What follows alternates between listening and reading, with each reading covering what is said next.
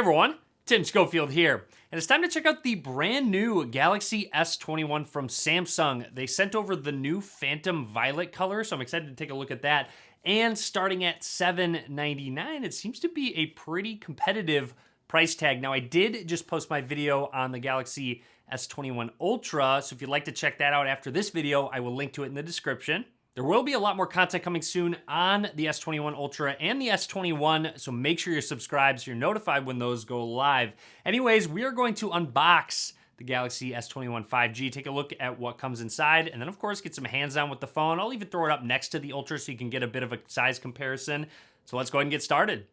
Here is the new Galaxy S21 5G in a much smaller box this time around. It does not have a power adapter inside or headphones, so the box can be much smaller. Opening it up, let's go ahead and see what we get. First of all, the phone. Here's a quick look at that new Phantom Violet color. Pretty cool initially. I'm going to set it to the side for just a second. Let's see what else we get. Samsung made it quick and easy. Just a SIM ejection tool quick start guide. And our power cable, which is USB Type-C to Type-C. Onto the S21.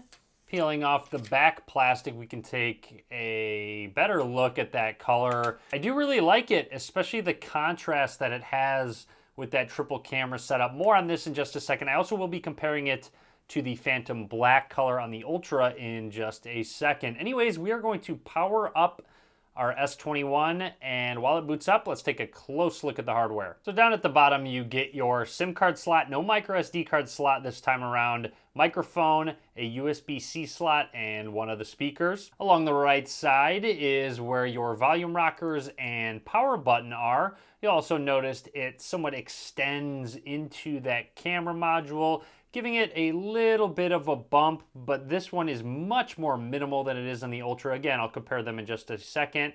Up at the top, you have some microphones. Along the left side, absolutely nothing, but I do want to make note of the sides. They still do have a bit of a curvature to them, so they aren't completely flat on the actual sides, but the display itself is flat and doesn't curve around the edges. And finally, a close look at the back of the phone. It does have a plastic back as opposed to a glass back on the S21 Plus and the S21 Ultra. And a look at the triple camera setup. The lens up at the top is a 12 megapixel ultra wide angle lens. The second one is the 12 megapixel standard wide angle lens. And down at the bottom is the 64 megapixel telephoto lens. As always, I'm going to run through the startup process, talk about anything noteworthy. I know I mentioned this in my S21 Ultra unboxing video, but the fingerprint scanner is actually larger on the S21 lineup, and it's the exact same size across all of the different phones. So you're gonna get the same size fingerprint on the Ultra that you do on the S21, which is good news. We are all set up, ready to go, and this is the Galaxy S21 5G. Let's take a quick comparison with the Ultra.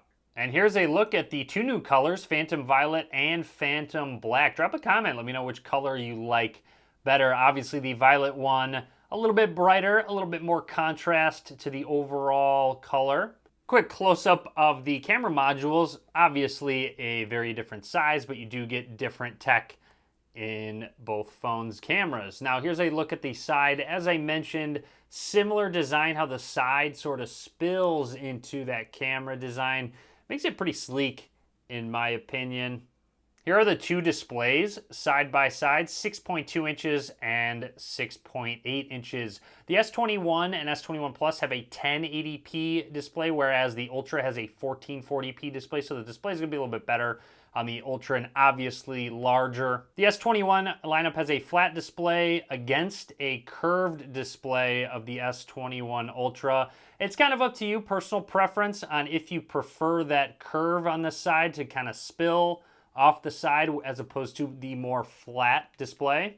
And I have to mention, I did get a lot of questions about this. Even though the S21 has a flat display, I want to take a quick look at the sides of the two phones because the surface area to grab onto is just about the same between the two phones, and they are both curved. So you'll notice on the S21, as we said, still not quite flat on the sides, and same goes for the Ultra, and even though the Ultra has a curved display, the surface area is just about the same to grab onto, so it's just as comfortable with both phones. It's just about the exact same feel when you hold onto them.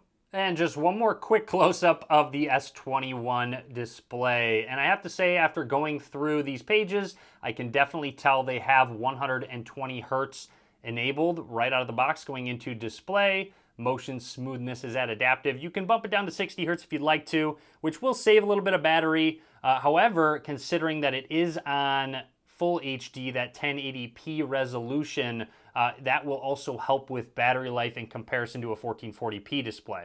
Let's test out that fingerprint scanner very quickly. Just set our thumb on down. And I've had a positive experience with the Ultra's fingerprint scanner so far, and it seems to be no different with the S21. That extra real estate with that scanner is nice to have. Also, I'm noticing while holding the phone with the plastic back, it doesn't feel as premium as the Ultra does, just because it does have a glass back in comparison. With that being said, it's not bad by any means. I just personally prefer a glass back phone. Now, let's go ahead and dive into the camera app very quickly. Just snap a couple quick pictures. More to come with the camera, of course, and a lot more videos coming soon. The Ultra should have an impressions video coming up very soon, so keep an eye out for that. There is 3x zoom. This isn't 3x optical, it's actually hybrid, so it's using optical and digital for zoom. So I'll have to test out that 3x zoom a little bit more, and there we go with the ultra wide angle lens, but shutter speed seems very quick. You can also zoom in up to 30x digitally. I'm actually surprised that stayed focused on the leaf right here. That's actually pretty cool. So anyways, again, a lot more testing to come on this triple camera setup. There's a lot of different camera modes. Single take is a cool one, utilizing all of the lenses, a bunch of different modes. And going over to video, you can actually change the settings and shoot in 8K 24 frames a second. So I'm going to start shooting in 8K right now, but not only can you shoot in 8K, if you see something cool you'd like to snap a picture of, you can take stills while you are shooting in that 8K.